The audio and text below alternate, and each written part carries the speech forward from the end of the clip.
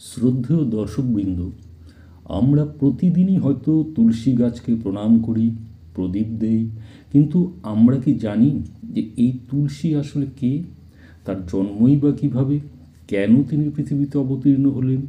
আজকের ভিডিওতে আমরা শুনব তুলসী দেবীর সেই পৌরাণিক জন্মকথা, যা সত্যি অনন্য এবং অলৌকিক এক কাহিনী। শ্রদ্ধেয় দর্শক বন্ধুরা, আপনাদের প্রত্যেককেই সনাতন সত্য ইউটিউব চ্যানেলের নতুন ভিডিওতে আন্তরিক স্বাগত জানাই। পুরাণ অনুযায়ী তুলসী দেবী একসময় বিদ্যাবতী নামে পরিচিত এক অপূর্ব অপ্সরা ছিলেন।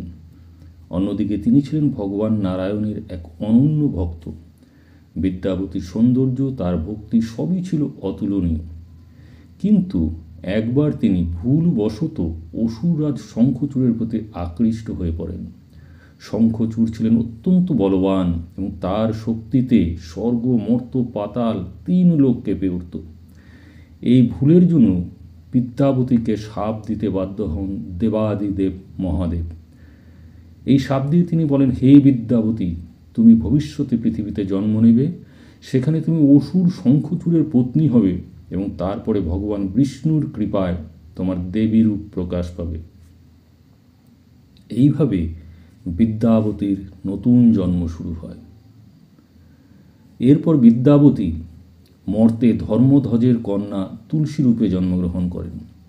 পৃথিবীতে সাপ ফলতেই বিদ্যাবতী জন্ম নিলেন ধর্মধ্বজ রাজা এবং তার রানী মাধবীর কন্যা হিসাবে। জন্ম থেকেই তার শরীরে ছিল এক অদ্ভুত ঐশ্বর্য। তার সৌন্দর্য, তার পবিত্রতা দেখে সবাই তাকে বলতো, এই কন্যা স্বয়ং লক্ষ্মীর অংশবিশেষ। শৈশব থেকেই তুলসী দেবী করেছিলেন কঠোর তপস্যা। শাস্ত্রে বলা আছে, তিনি 60,000 বছর তপস্যা করেছিলেন ভগবান নারায়ণকে তুষ্ট করার উদ্দেশ্যে। তার তপস্যার বলে পৃথিবী, স্বর্গ এবং পাতাল 3 জগতের দেবতা, ঋষি এবং গন্ধর্বরা সবাই বিস্মিত হয়ে যান। এরপর আমরা জেনে নেব কিভাবে তুলসী দেবীর অসুররাজ শঙ্খচূড়ের সঙ্গে বিবাহ হলো। শাপমতে তুলসী পরে বিবাহ করেন অসুররাজ শঙ্খচূড়কে, কারণ দেবাদিদেব মহাদেব তাকে শাপ দিয়েছিলেন। শঙ্খচূড় ছিলেন ভগবান বিষ্ণুর অনন্য ভক্ত। তার শক্তির কারণ ছিল তার স্ত্রীর সতীত্ব এবং বিষ্ণুর বর্ম। এই 2 শক্তির জন্য শঙ্খচূড়কে কোনো দেবতা পরাজিত করতে পারছিলেন না। এদিকে দেবতারা বিপদে পড়ে গেলেন। তারা তখন ভগবান দেবাদিদেব মহাদেব শিবের শরণ নেন। দেবতাদের রক্ষা করতে তখন ভগবান নিজেই দেবাদিদেব মহাদেবের অনুরোধে এক লীলার ব্যবস্থা করেন। শঙ্খচূড় যুদ্ধক্ষেত্রে গেলে ভগবান নারায়ণ শঙ্খচূড়ের রূপ ধারণ করে তুলসীর সামনে উপস্থিত হন। তুলসী দেবী ভেবেছিলেন যে এটি তার স্বামী শঙ্খচূড়ই, এতে কিন্তু তার সতীত্ব ভঙ্গ হয়েছিল। অন্যদিকে সেই সতীত্ব ভঙ্গ হতেই শঙ্খচূড় তার শক্তি হারিয়ে ফেলেন এবং যুদ্ধে কিন্তু নিহত হন। পরবর্তীকালে তুলসী যখন প্রকৃত সত্য জানতে পারলেন যে তার সতীত্ব ভঙ্গকারী আর কেউ নয়, তারই আকাঙ্ক্ষিত ঈশ্বর স্বয়ং ভগবান নারায়ণ, তখন তিনি অত্যন্ত ব্যথিত হয়ে গেলেন এবং দুঃখ পেলেন। তিনি ক্রুদ্ধ হয়ে ভগবান নারায়ণকে বললেন, হে প্রভু, আপনি আমার ভক্তি, আমার সতীত্ব সবই নিয়েছেন। এবার থেকে আমার হৃদয়ে আপনার কোনো স্থান নেই। ক্রোধান্বিত তুলসী তখন ভগবানকে অভিশাপ দেন, আপনার হৃদয় পাথরের মতো হয়ে যাক। এই অভিশাপের ফলে সৃষ্টি হয়েছিল শালগ্রাম শিলা। আমরা যে পুজো করি শালগ্রাম শিলা, নারায়ণের এক অবতার, এই কিন্তু ছিল প্রকৃত কারণ, শালগ্রাম শিলার প্রকৃত কারণ।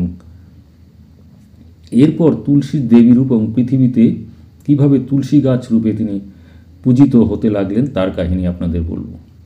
ভগবান নারায়ণ তখন তুলসীকে তার সম্পূর্ণ দেবরূপ প্রকাশ করে আশীর্বাদ দেন। বলেন, হে দেবী, তুমি আমার অনন্য ভক্ত।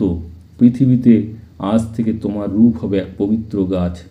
যেখানেই তোমাকে পুজো করা হবে সেখানেই আমি চিরকাল বিরাজ করব। এভাবেই বিদ্যাবতী থেকে তুলসী দেবী পৃথিবীতে রূপ নিলেন পবিত্র তুলসী বৃক্ষ হিসাবে।